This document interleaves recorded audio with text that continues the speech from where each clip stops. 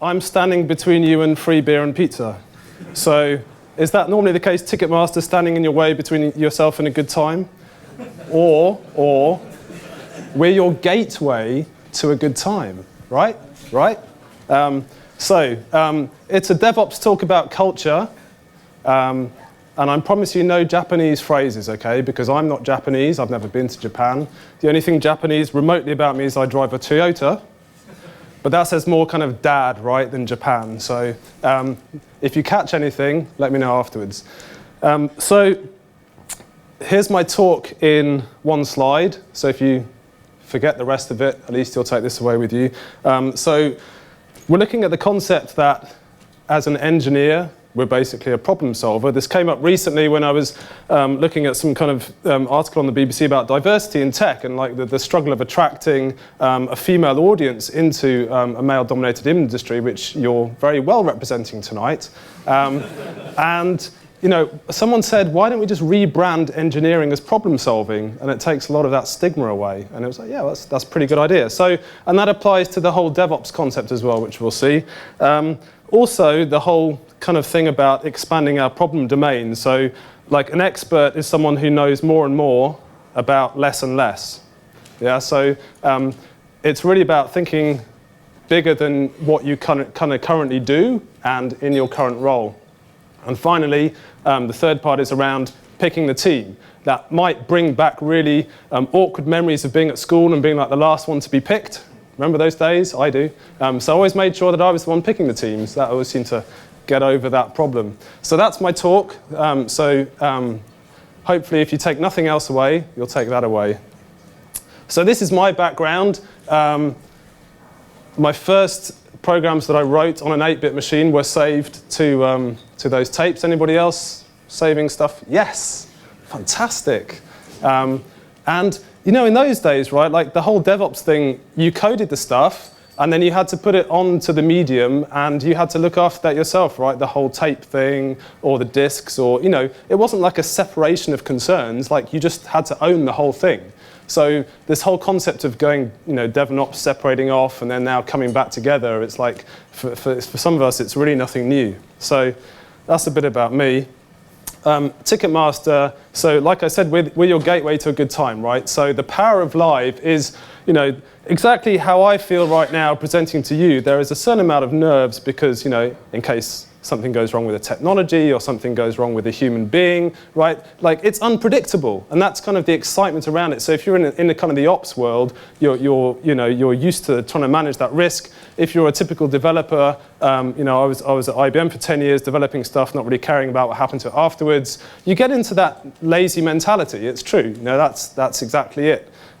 So what we do at Ticketmaster, you know, we do some crazy stuff.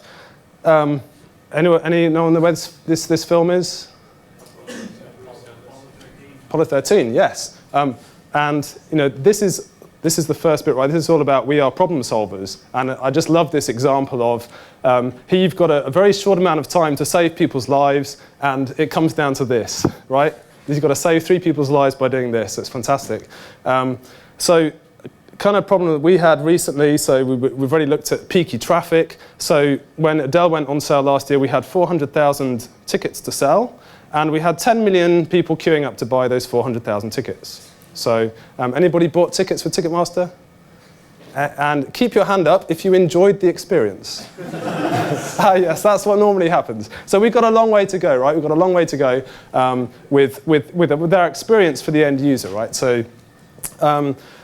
So what we did 3 years ago, we kicked off kind of a DevOps journey, and this is our DevOps strategy. Yeah? It's fantastic. It's like a maturity matrix. We got it all, you know, like figured out what we're going to do.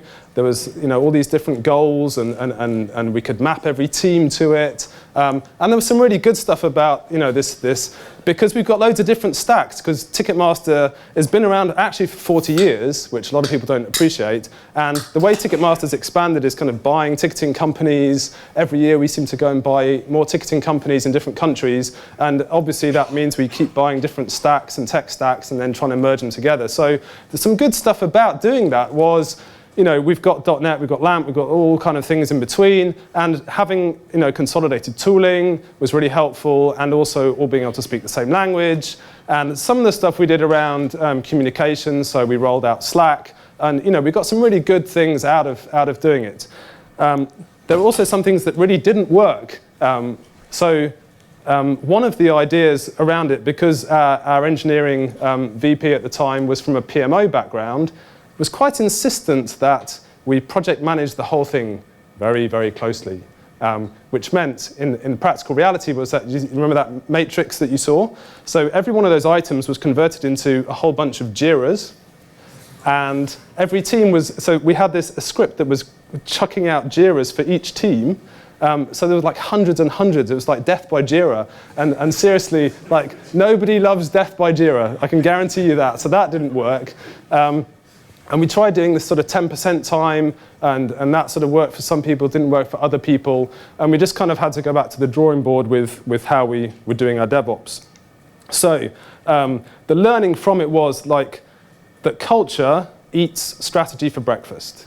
Yeah, that's the learning. So the way people do things, have been doing them for years and years, you can't just put a strategy in there and expect it to work. So you have to kind of figure out, how do we change the culture? So, and part of this was looking, obviously at the DevOps premise of trying to, get that domain sharing going of how do we get the ops guys to care more about the dev world, and how do we get the dev guys to care more about the ops world, and really pushing that out. Now, something came up last week that kind of, sorry for the rather harsh image there, was in the way, thinking about problem domains, the different approaches between sort of preventing car accidents in the US compared to Germany. And I thought this was kind of an interesting example of how people consider different problem domains. So in Germany, as anybody driven in Germany, you can just put your foot down and be doing 160 miles an hour, and you've still got people up your butt trying to get you out of the way, right? So when crashes happen in Germany, they are big and they're very messy. And what they do when they look at the data and they say, okay, that particular stretch of Autobahn has had more accidents than the others, basically they get the engineers in and say, we need to re-engineer this motorway to have fewer crashes. Now, imagine in the US, the approach to a similar problem, right? They look at the data, right? That area has lots of more crashes than others. What do you think they do in the US?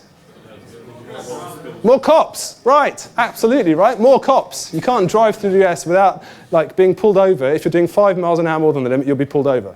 Because I drove coast to coast so I watched that happen in practice. So there's just an example of how different cultures think about different problem domains, and how there's different ways of thinking about. There's a human side to it, there's an engineering side to it. How can we take a whole view around it? So some things that accelerated and really helped with doing a DevOps culture, obviously sort of containerization, infrastructure as code. We've pushed into Kubernetes at Ticketmaster, so we're really gone all in with AWS. That's just come out recently. We're really, and we have got serious amounts of infrastructure that we've been building up for like decades of our own stuff. And there's a lot of emotional investment in that stuff, right? Because people have built, things that work and have scaled, and people really believe in it. And now it's like, no, we're redoing all the infrastructure, guys, sorry.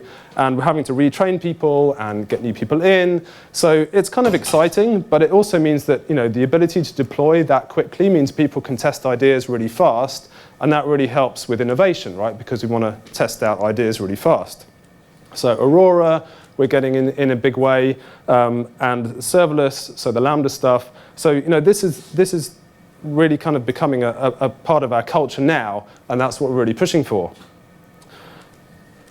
Another thing that really helps in terms of innovation and really pushing the envelope is being able to share data. Now, what I've come across the last few months, because I'm kind of doing an internal data project, is what I call now either the office-itis disease or the Excel-itis disease, which is you come across in every department, there's basically people using tools, and then they need to report on those tools. And often the tools don't have amazing reporting capabilities or the right kind of level. So people suck data down into Excel sheets, and then these Excel sheets get bigger and bigger with macros and stuff. and you get these huge monster Excel sheets, and then they have to try and export it into PowerPoint, for like a weekly report or a monthly report. And the amount of people smiling tells me that this happens in your organization as well.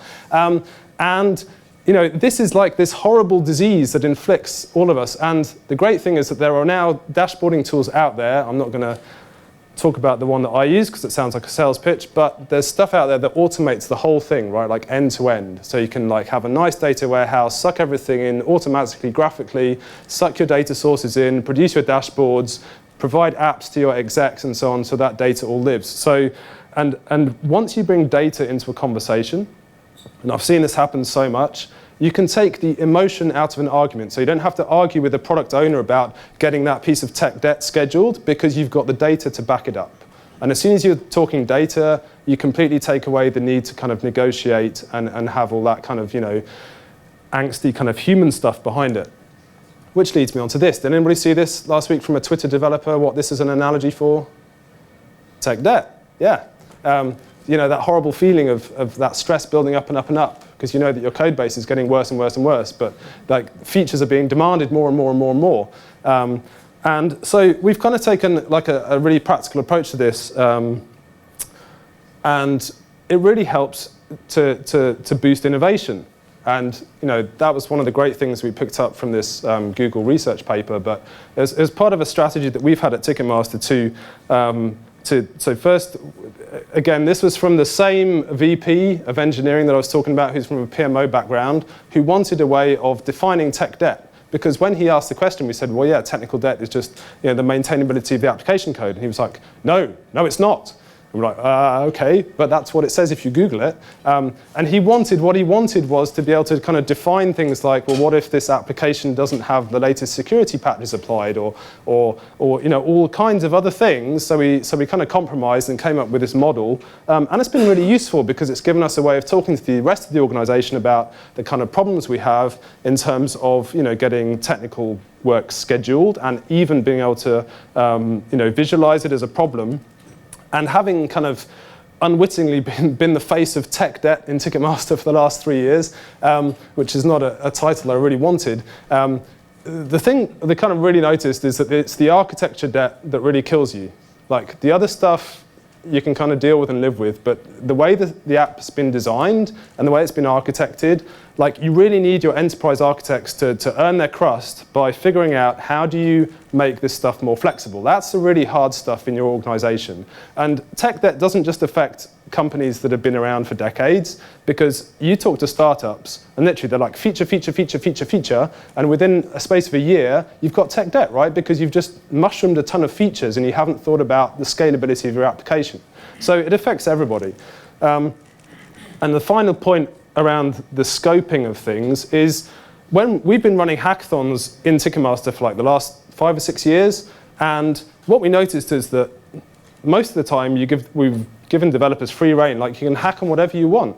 And for a third of the stuff, they're solving problems that they themselves have as a fan in terms of buying tickets and trying to improve the experience. And about another third of the things that they try and solve is internal pain points that they face as a developer. And then there's a mix of other things. But most of the innovation that people think about kind of happens on the engineering level, around the technology, and maybe thinking about the users. No one really goes into the business side of things. No one thinks about, well, what about budgeting? Like, do we not need some innovation there? Like, talk to your finance people. Now, why is it so hard to get some licenses for some training, right? Or a conference, right? Why is the budgeting? It feels like the executives are running around the top floor trying to like hit the budgeting piñata like a lot of the time. It's like a crazy game. Like, why can we not innovate in some of these other areas that are going to make a difference to our lives and to our business and the way we do things? So that's my point about the domain. Now, finally, pick teams. It's my third point, and then after that we can go and drink and eat. This familiar to anybody? Yay! All right, so a lot of us, happily spend a lot of time figuring out the best formation of our team, right? Like what's going to make us the most points. And we applied this to our hackathons. So we'd done hackathons for so long, we figured we're not really getting enough value from this. Because often we come up with great ideas and then they just kind of die, and we run the next hackathon and so on, and we get new people coming in and they go, oh yeah, we could do like a Google Maps mashup with, with Ticketmaster stuff. And it's like, yeah, we tried that years ago. It's like, well, why aren't we doing it? It's like, well, we've tried it already. So what we did was we ran more of like a pitch competition. So we said, okay, guys, come up with an idea, and the best idea, we'll get the executives in a room, we'll get them to judge all your ideas, and we will incubate the winner. Yeah. So that's what we've actually done. So we picked about 150 engineers across 6 different locations, and we put them together in teams. We literally figured out from surveys what technology they wanted to work on, what kind of problem spaces they wanted to work in, and then I literally sat there and worked with a couple of people, and we picked teams, like who would go well with who, and we mixed it all up, so it was like dev guys, it was like ops guys, and we had really good mixed teams, and people working outside of their normal functions, looking at problems that they weren't usually involved in, and it was like, really, really good buzz around the event.